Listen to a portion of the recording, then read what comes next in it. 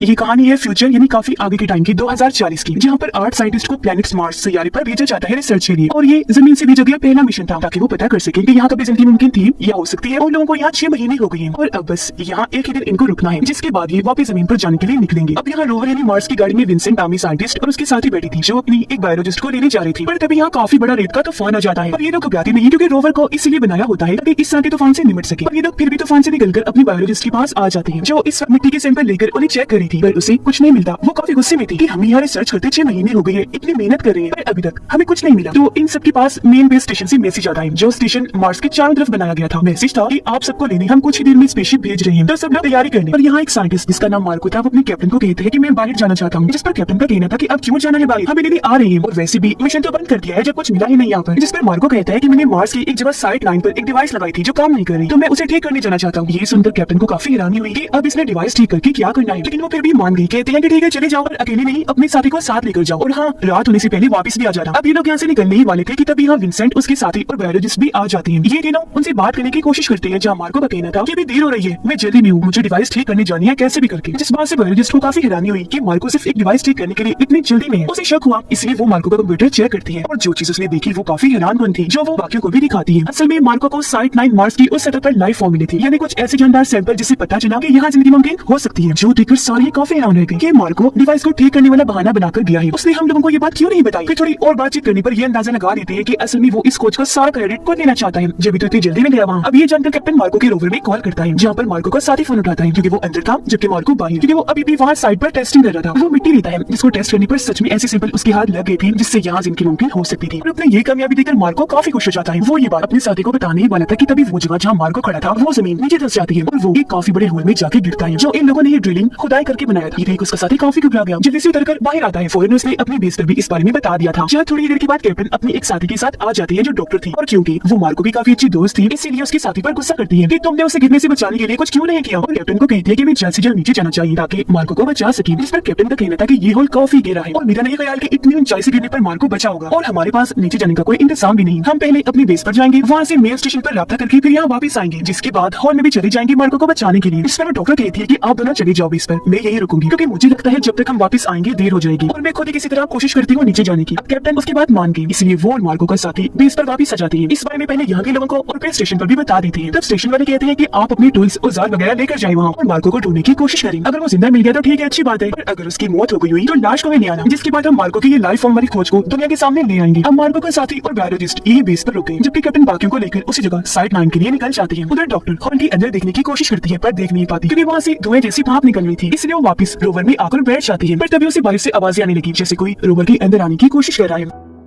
अब वो बाहर गए चेक करने, पर जो उसने देखा उसे देखकर पहले तो वो काफी घबरा गई और फिर जोरदार चीख मारती थी। अब उसने क्या देखा था ये हमें दिखाया नहीं जाता क्योंकि स्क्रीन इधर ही ब्लैक हो जाती है। अब तक कैप्टन भी अपने साथियों के साथ यहाँ पहुंच जाता है। कैप्टन और विंसेंट अब होल के अंदर देखने लगे जबकि बाकी दोनों साइंटिस्ट रोवर के अंदर चले जाती है ताकि डॉक्टर को बुला सके। पर पूरा ही रोवर चेक करने पर इन्हें डॉक्टर कहीं नहीं मिलती, जिससे लोग ये अंदाजा लगा लेते हैं कि किस तरह वो होल के अंदर चली गई होगी मार्को को बचाने के लिए। जिसके बाद अब ये विंसेंट को रस्सी से बांधकर होल में भेजना शुरू कर देते हैं। अब जब वो इस होल की तह में आता है तो उसे यहाँ एक अजीब सी चीज मिलती है जो दरअसल एक जिंदा बैक्टीरिया था जो पत्थरों पर तेजी से ग्रो हो रहा था, बढ़ता जा रहा था। ये चीज विंसेंट को अजीब तो लगी पर वो फिलहाल इस पर ध्यान ना देकर मार्को और डॉक्टर को ढूंढने पर लग जाता है, पर वो उसे कहीं भी नहीं मिलती, इसीलिए वो बाहर आ जाता है। अब इनका साथी पायलट बताता है कि मैंने 2 लोगों के पैरों के निशान देखे हैं जो हमारी बेस की तरफ जा रहे हैं। जो सुनकर कैप्टन को काफी हैरानी हुई। वो सोचता है कि मार्को और डॉक्टर के अलावा यहाँ पर और कोई नहीं था, तो ये तो पक्का है कि पैरों के निशान उन्हीं के हैं। पर अगर मार्को बच भी गया था और डॉक्टर ने उसे बाहर निकाल भी लिया तो वो रोवर में क्यों नहीं गई, ऐसे पैदल ही क्यों निकल गई। फायर बेस में अलर्ट टाइप कि कोई उनकी बेस की तरफ आ रहा है। तब बायोलॉजिस्ट और मार्को का साथी चेक करते हैं, उन्हें लगा कि हमारा कोई साथी होगा, इसलिए मार्को का साथी दरवाजा खोलने चला गया। उसने जब सुराग से देखा तो वहाँ मार्को था। तब दरवाजा खोलकर वो उसे अंदर कर लेता है पर मार्को की हालत ठीक नहीं लग रही थी, इसीलिए उसका साथी जल्दी से उसका हेलमेट उतारता है। पर वो ये देखकर काफी डर गया कि मार्को का चेहरा बहुत काला पड़ चुका है, उसकी जिल्द भी अजीब हो गई है और अब वो इंसान तो बिल्कुल भी नहीं लग रहा। जिसके बाद वो अपना कंट्रोल खो देता है, ड्रिल मशीन लेकर अपने साथी पर हमला कर देता है। उसे मार मारकर मार्को ने काफी जख्मी कर दिया था, लेकिन फिर भी एन मौके पर वो सिक्योरिटी अलार्म बजा देता है जो सुनकर बायोलॉजिस्ट बाहर आई चेक करने की क्या हुआ है। लेकिन तभी यहाँ मार्को के साथ डॉक्टर भी आ गई, उसका भी वही हाल था और यहाँ वो भी अपना कंट्रोल खोकर बायोलॉजिस्ट पर हमला कर देती है और पागलों की तरह उसके पीछे पड़ती है। पर बायोलॉजिस्ट उसे धक्के मारकर टांगों से मारकर खुद से दूर कर देती है और किसी तरह दोनों को एक कमरे में बंद कर दिया था उसने। यानी कि ये तो साफ हो गया कि पैरों के निशान इन दोनों के थे, पर किसी को ये अंदाजा नहीं था कि वो इस तरह के अजीब बन गए थे। अब तभी बाहर कैप्टन भी अपने साथियों के साथ आ जाते हैं। उन्हें जब बेस से अजीब आवाजें आई तो वो काफी घबरा गई, इसीलिए अपने साथियों को बाहर ही रोकते हैं और खुद अकेले बेस के अंदर जाते हैं चेक करने की आखिर बात क्या है। वो ये देखकर काफी घबरा गई कि हर तरफ खून पहना हुआ है और बायोलॉजिस्ट उस कमरे के बाहर घबराई हुई खड़ी थी जिसके अंदर उसने उन दोनों को बंद कर दिया था। उनकी हालत देखकर कैप्टन भी घबरा गई, सोचने पड़ जाती है कि इन्हें क्या हुआ, लेकिन वो बायोलॉजिस्ट को कहती है कि हमें जल्दी से यहाँ से निकलना होगा, ये बहुत खतरनाक लग रही है। अब बायोलॉजिस्ट तो यहाँ से बाहर आ गई और जब कैप्टन जाने वाली थी तब दरवाजा खोलकर मार्को बाहर आ जाता है और उसने कैप्टन पर भी हमला कर दिया था, उन पर वार करके। और वह जैसे तैसे अपनी जान बचाकर बाहर आ ही गई, लेकिन काफी जख्मी थे। कैप्टन और बायोलॉजिस्ट सबको उन दोनों के बारे में बताते हैं, पर किसी को भी उनकी बातों पर यकीन नहीं हो रहा था। और जब उन्होंने हॉल से खुद देखा तो वो मार्को और डॉक्टर की ऐसी हालत देखकर काफी डर गए। अब क्योंकि कैप्टन काफी जख्मी थे इसलिए लोग उन्हें जल्दी से दूसरी बेस में ले गए, उन्हें लिटा दिया जाता है और यहाँ विंसेंट के साथी उनका इलाज करने लगी जो एक डॉक्टर थी। कैप्टन बताते हैं कि मेरी हालत बिगड़ती जा रही है, मैं अजीब तरीके से चीजें भूल रहा हूँ, मुझे बहुत प्यास भी लग रही है। ये सुनकर पायलट उन्हें पानी पिलाने लगा, पर तभी कैप्टन भी काबू होकर उसका गला पकड़ ली थी जो नाक छुड़वाने पर भी नहीं छोड़ रहे थे, जिसका मतलब कि वो भी अपना कंट्रोल खोकर मार्को और डॉक्टर जैसे बन रही है, जो दरअसल एक वायरस की वजह से हो रहा है, जिसकी वजह वो बैक्टीरिया था जो हॉल में मिला था जहाँ मार्को गिरा था, वो उससे इन्फेक्टेड हो गया था, उसकी लपेट में आ गया। तो जिस पर भी वो हमला करेगा काटेगा वो इंसान भी इस वायरस से इन्फेक्टेड हो जाएगा। यानी कि मार्को ने डॉक्टर को काटा होगा तो वो भी उसकी जैसी हो गई और ऐसे ही वायरस फैलता है। अब जब ये सारे पायलट को कैप्टन से छुड़वा रही थी तो इस बीच कैप्टन की मौत हो जाती है, इसलिए बायोलॉजिस्ट कैप्टन के हाथ पांव बांध देती है क्योंकि अब तक उसे अंदाजा हो गया था कि ये वायरस इतना खतरनाक है कि इससे इन्फेक्टेड इंसान दोबारा जिंदा होकर हमला कर देता है।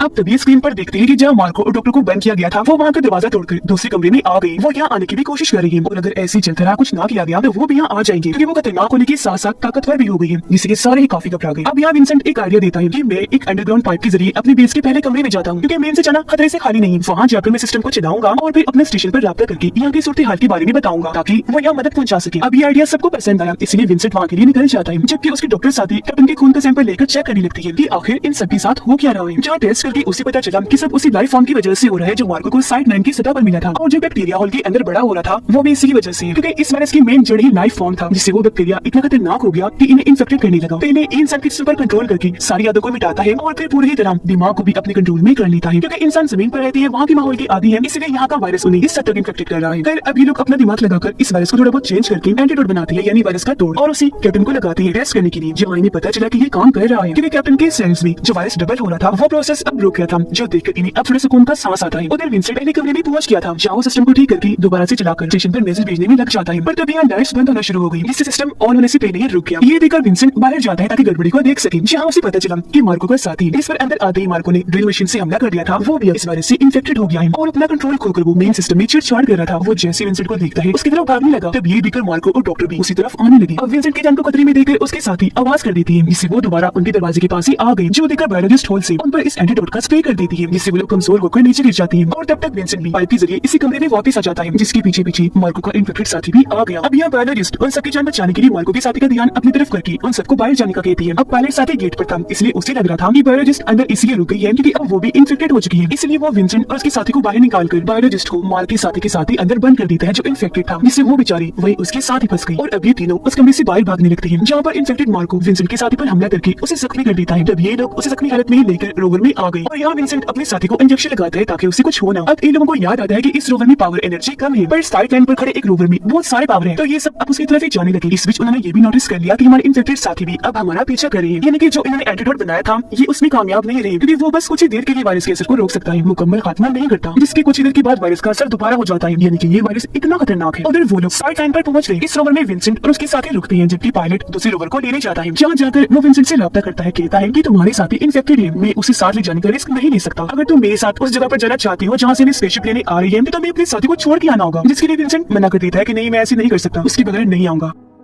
तो अब पायलट अकेला ही रोवर को लेकर निकल जाता है। विंसेंट को उसकी इस हरकत पर बहुत गुस्सा आ रहा था पर वो फिर भी इसी रोवर के साथ अपने साथी को लेकर आगे बढ़ता रहा। ऐसे यहाँ पर से तूफान आ गया और क्योंकि रात थी तो ये लोग यही सो जाते हैं। सुबह को जब विंसेंट की आंख खुली तो वो देखता है कि मेरी साथी मुझे बचाने के लिए अकेली ही रोवर से उतर गई है और अब वो पैदल ही आगे बढ़ रही है क्योंकि उसे पता है कि मैं भी इन्फेक्टेड हूँ, तो कभी विंसेंट को नुकसान न पहुंचा दूं। वो उसी दूर जाके खुद को खत्म करना चाहती थी पर उसके पैरों के निशानों का पीछे करते हुए विंसेंट रोवर को उसके पीछे जाने लगा। कुछ दूरी पर वो उसे मिल गई तो विंसेंट उसे रोकने के लिए रोवर से उतरकर उसकी तरफ भागने लगा पर उसे बचाने के लिए वो यहाँ अपना हेलमेट उतार देती है जिस वजह से वो बहुत तड़पने लगी। विंसेंट जल्दी तेजी से आकर उसे संभालता है, पर वो उसके हाथों में ही दम तोड़ देती है, जिससे विंसेंट को दुख तो बहुत होता है, लेकिन अगले ही पल उसकी दोस्त इंफेक्टेड होकर जागी, जो अब विंसेंट पर हमला कर देती है। जहाँ विंसेंट अब ना चाहते हुए भी उसके ही हेलमेट से अपने साथी पर हमला कर देता है। वो उसे हेलमेट से इतना मारता है कि उसकी जान ही चली जाती है। अब तब तक मेन स्टेशन से एक शिप इन्हें लेने के लिए निकल चुकी थी, जिसे दूर से विंसेंट देख चुका था। वो ये भी देख लेता है कि मेरे इन्फेक्टेड साथी भी यहाँ मौजूद है, साथ ही पायलट भी दूसरे रोवर को लेकर यहाँ आ गया है। अब यहाँ विंसेंट शिप के अंदर लॉक करने की कोशिश करता है, पर उसकी आवाज शिप के लोग सुन नहीं पाते, क्योंकि फासला ज्यादा होने की वजह से ट्रांसमीटर में उसकी आवाज आ ही नहीं रही थी। पर यहाँ विंसेंट ट्रांसमीटर से शिप के अंदर की आवाजें सुन पा रहा था। वहाँ पर दो लोग थे। शिप को आता हुआ देखकर वो तीनों इन्फेक्टेड साथी उस तरफ बढ़ने लगे। शिप के लोग भी दरवाजा खोल देते हैं, ये समझकर कि ये लोग बचे हुए हैं, जिंदा है, और वो इन्फेक्टेड लोग उन पर हमला कर देते हैं, जिससे विंसेंट अब शिप वाले लोगों की बस चीखों की आवाजें ही सुन पाता है। ये जब पास किया तो देखता है कि शिप के दोनों लोग मारे गए हैं और वहाँ उनकी लाशें पड़ी है। अब विंसेंट को यहाँ माल को भी दिखाई दिया, और क्योंकि सबसे पहले वो इस वायरस के लपेट में आया था, तो उसकी हालत तो बहुत ही खराब थी, क्योंकि अब उसके जिस्म पर बस हड्डियां ही नजर आ रही थी। खैर विंसेंट और शिप में चढ़ जाता है। पायलट केबिन में जब वो आया तो देखता है कि यहाँ पायलट पहले से ही मौजूद है, पर वो अब इन्फेक्टेड हो चुका है। विंसेंट उसे देखकर कहता है कि तुम नहीं जा रही मेरे साथ, क्योंकि हम इस वायरस को अपनी दुनिया में जमीन पर नहीं ले जा सकते, जैसे मेरी साथी नहीं जा सकती थी, तुम भी अब नहीं जा रही। इस पर पायलट कहता है कि नहीं, मैं जाऊंगा, क्योंकि जमीन पर जाकर हम इसका इलाज ढूंढ लेंगे। लेकिन फिर भी विंसेंट उसे रोकने लगा और ऐसे दोनों की हाथापाई होने लगती है, जिस लड़ाई में पायलट विंसेंट पर चाकू से हमला कर देता है और वो वहाँ पर बेहोश हो गया। अब पायलट फिर स्पेसशिप को स्टार्ट करके जमीन की तरफ ले जाने लगा। इतनी देर में विंसेंट को होश आ गई। वो पीछे से आकर उसे रोकने की कोशिश करने लगा। वो उसे अपने हेलमेट वाले सर से मार मार कर जख्मी कर देता है, जिसके बाद दरवाजा खोलकर उसे बाहर आसमान में फेंक देता है। लेकिन अब यहाँ इस शिप में बस कुछ ही मिनट्स का पेट्रोल बचा था, जिसके बाद विंसेंट यहाँ मेन स्टेशन पर मैसेज भेजने लगता है कि बड़े अफसोस के साथ कहना पड़ रहा है कि हमारी पूरी टीम मर चुकी है, एक ऐसे वायरस की वजह से जो यहाँ लाइफ फॉर्म से लगा और फिर ऐसे सब में फैलता गया। आगे वो बताता है कि इस शिप में भी बस कुछ ही मिनट्स का पेट्रोल बचा है, पर खाना बहुत है, मैं तब तक इंतजार कर सकता हूँ जब तक आप मुझे बचाने नहीं आ जाती। पर मैं ऐसा नहीं चाहता कि मैं बचूं, आप लोग मुझे बचाने आए, क्योंकि मुझे लगता है कि अब ये वायरस मेरे अंदर भी आ चुका है और हम इसका एंटीडोट बनाने में भी नाकाम रहे, क्योंकि वो सिर्फ कुछ ही देर के लिए काम करता है। अब मैं मरना चाहता हूँ ताकि जमीन पर आकर मेरी वजह से वायरस फैल ना जाए। मैं सबके लिए खतरा नहीं बन सकता, क्योंकि कुछ नहीं कहा जा सकता कि इसका कोई इलाज भी हो सकता है या नहीं। तो प्लीज मेरा मशवरा ये है कि आप लोग मुझे बचाने ना आए। और अब वो अकेला ही शिप में अपनी मौत का इंतजार करने लगा, अकेला ही बैठकर अपनी जिंदगी की और यहाँ पर गुजारे हुए पलों को याद करने लगा। सबकी मौत पर और अब उसके साथ जो होना था, उस वजह से वो काफी दुखी भी था, और उसके दुख के साथ ही ये फिल्म इधर ही खत्म हो जाती है।